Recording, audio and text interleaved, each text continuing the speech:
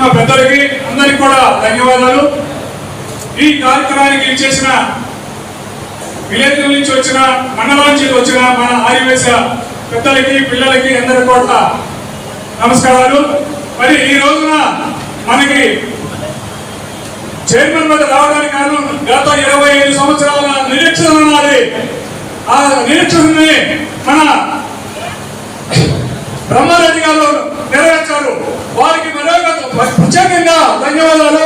మీ అందరి తరఫున కూడా ధన్యవాదాలు సార్. ఇది ఈ రోజుగా సార్ గత 30 సంవత్సరాల నుంచి నాకు కావాలని చెప్పి నేను నిరీక్షించాను. కాకపోతే గత ప్రభుత్వంలో నాకు అది దక్కలేదు. మీ ఆశీర్వాదంతో బాగానే మరి మున్సిపల్ చైర్మన్ అయ్యడం అనేది చాలా చెప్పుకోదగ్గది సార్. మిమ్మల్ని ఎప్పుడు కూడా మా గుండెలోనే పెట్టుకొని మిమ్మల్ని ముందు నడిపిస్తామని చెప్పేసి సభాముఖంగా మా ఆదివాసుల అందరి తరపున కూడా నేను హామీస్తున్నాను సార్. మేము అనేది ఎప్పుడు కూడా మీ వెనుకాల ఉంటాము, మిమ్మల్ని అండదండగా ఉంటాము, మీ నడకలో ఉంటాము, మీ అభివృద్ధిలో ఉంటాము, మీ అందరి మీలో ఒకరమై సగమై ఉంటాం సార్. మేము ఎప్పుడు కూడా ఒక మాట ఇచ్చామంటే ఆ మాటకి నిలబడి ఉంటాం మేము. కనుక మీరు ఎప్పుడు కూడా అదే మాటని నిలబెట్టుకొని మాట ఇచ్చి తెల్లారి 2వ రోజే మీరు మున్సిపల్ చైర్మన్ గా ఇవ్వడం అనేది చాలా చెప్పుకోదగ్గ సార్. ఇది ఆ దేవుడికి కూడా చేతకాని పనిని మీరు ఈ రోజున మాకు మాచర్ల మున్సిపల్ చైర్మన్ గా ఇవ్వడం అనేది చాలా సుఖమైన మంచిదే సార్. మీ అందరి తరఫున మీకు ప్రత్యేకమైన ధన్యవాదాలు తెలుపుకుంటాం సార్. మున్సిపాలిటీని మా ముందుంచి రాష్ట్రంలోనే ప్రథమంగా మన మున్సిపాలిటీని నిలుపుతానని చెప్పేసి మీ ఆశీస్సులతో, మన ముఖ్యమంత్రి చంద్రబాబు నాయుడు గారి ఆశీస్సులతో, లోకేష్ బాబు గారి ఆశీస్సులతో, మీ అన్నదండలతో మేము ఖచ్చితంగా మీ ఆశీస్సులతో మార్చాలని మున్సిపాలిటీని మరి పైపుల వాటర్ లైన్ కానీ, రోడ్లు కానీ, పచ్చదనం కానీ, ప్రతి శుద్ధి శుభ్రత కానీ ప్రతి ఒక్కటి కూడా మీ ఆశీస్సులతోటి, మన పొరజనుల అభిమానాలతోటి, వాళ్ళ ఆశీస్సులతోటి మేము దాన్ని ఖచ్చితంగా మరి మాచర్ల మున్సిపాలిటీని రాష్ట్రంలో అనుమతించాలని చెప్పి చెప్పుకుంటూ మరి బుగ్గవరం నుంచి మంచినీళ్ళు సరఫరా చేస్తామని చెప్పి హామీ ఇచ్చిన గత పాలకులు హామీని గాలి వదిలేశారు. బుగ్గవా గురించి నీళ్లు దేవుడారు. ఉన్న ఫిల్టర్ బెడ్లో 6 సంవత్సరాలుగా వాటిని క్లీన్ కూడా చేయడం. చివరికి అన్ని బ్లాక్ అయిపోయి 3 రోజులు 4 రోజులు నీళ్ళు అయిపోయిన పరిస్థితిని కూడా చూశాను. అప్పుడు హడావుడిగా నరసరావుపేట నుంచి ఇంజనీర్లను పిలిపించి సర్వీస్ ఎప్పటికీ పూర్తిగా పని పూర్తవుతాయి. ఈ బుగ్గవాగు నిర్మాణాన్ని బుగ్గవాగు నుంచి పైప్ లైన్ ని తీసుకొస్తాం. వీలైనంత తొందరలోనే ప్రతి ఇంటికి నీటి సదుపాయాన్ని కలుగజేస్తాం. 4 ఏళ్ళు అయిందంటే సీట్లు తీసాం. పారిశుధ్యం ఆ విధంగా ఎలక్ట్రిసిటీ బకాయిలు 5 కోట్ల దాటి మున్సిపాలిటీ. ప్రాధాన్యత లేని అంశాలకి మున్సిపాలిటీ దోపిడీకి గురై డబ్బులు అయితే డ్రా అయినాయి కానీ ఇక్కడ పనులు అయితే జరగలేదు. తెలుగుదేశం కండువా కప్పుకున్నారంటే దీంట్లో ఎవరి ఒత్తిడి లేదు. కేవలం ప్రజల దృష్టిలో మేము అసమర్థులుగా మిగిలిపోతామేమో, కనీసం ఈ 40 నెలలు జరిగిన తప్పని ఈ 20 నెలల్లో మేము సరిదిద్దుకోవాలి, అంతో ఎంతో ఇక్కడ అభివృద్ధి చూపాలి. తెలుగుదేశం పార్టీ మరి ఎప్పుడు అభివృద్ధి అంటే తెలుగుదేశం పార్టీ కాబట్టి చంద్రబాబు నాయుడు గారి మీద నాయకత్వం మీద నమ్మకంతో పార్టీలో చేరింది. ఇందులో కూడా నేను అనేక విమర్శల్ని ఇబ్బందుల్ని ఎదుర్కొన్నాను. అయినప్పటికీ నేను చెప్పేది ఒకటే, మాచర్ల మున్సిపాలిటీని అభివృద్ధి పదంలో పెట్టాలి.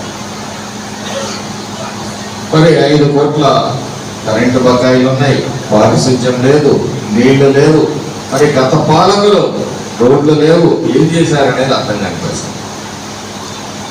అదే మున్సిపల్ సమావేశంలో చెప్పారు వక్తలు, కౌన్సిలర్స్, 2 కోట్ల రూపాయలు ఒకే వ్యక్తి పేరు మీద పనులు చేయకుండా డ్రా చేసుకున్నారు.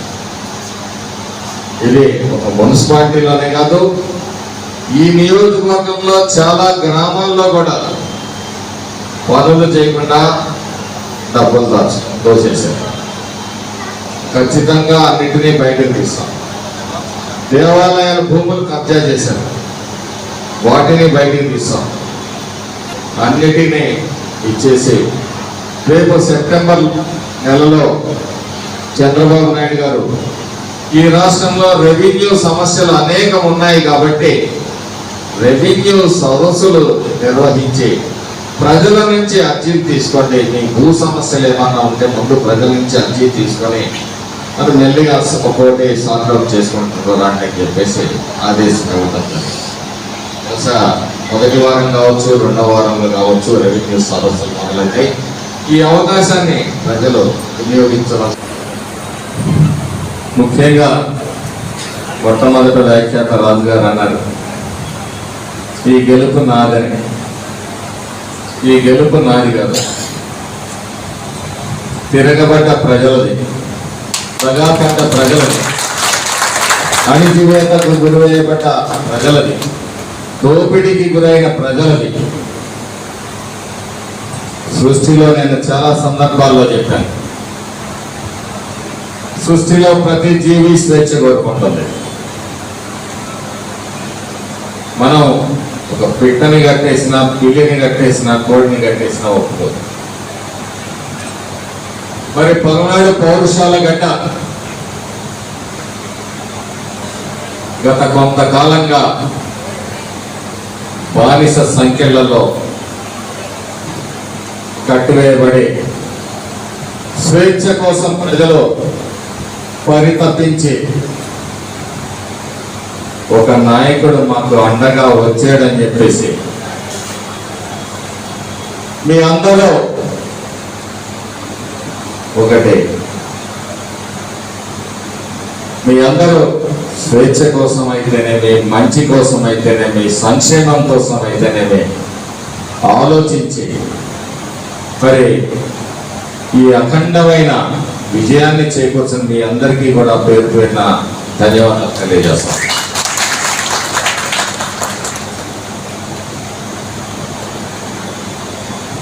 అరాజకం రాజ్యం వెళ్తా ఉంది.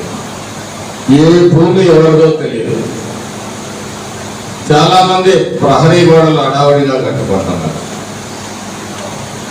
ఒక రూమ్ వేసుకుంటున్నారు, ఒక మీటర్ ఏర్పాటు చేసుకుంటున్నారు. డబ్బులున్నా లేకపోయినా ముందు దాని రక్షణ కోసం ఎంతో కొంత ఏర్పాటు చేసుకోవడం తాపత్రం. మీరు గోడలు కట్టుకున్న ఆగవు, గోడలు కట్టిన బిల్డింగ్లు కూడా మాయమైపోయినాయి. చివరికి ఇక్కడ ఆంజనేయ స్వామి కూడా పాపం నా పరిస్థితి ఏంటనేది చూసే పరిస్థితి. ఆంజనేయ స్వామి మాన్యాలు కబ్జాకి గురి కాబట్టి, చెన్నకేశ్వరం దేవాలయం భూములు కబ్జాకి గురి కాబట్టి నాకు రోజు ప్రజా దర్బార్ నుంచి 3-4 ఫోన్లు వస్తాయి. ఈయన భూమి సంగతి చూడండి సార్, ఈయన భూమి సంగతి చూడండి సార్ అని చెప్పేసి నాకు ఫోన్లు చేస్తా ఉంటే ఇక్కడ ఒక ప్రత్యేకమైన విభాగాన్ని ఏర్పాటు చేసి ఈ భూముల సమస్యలు చేస్తుంటే 100,000 దాటిపోయినాయండి. ఇక్కడ మాచర్ల నియోజకవర్గంలో ఒకటిగా చూసే పరిస్థితి లేదు.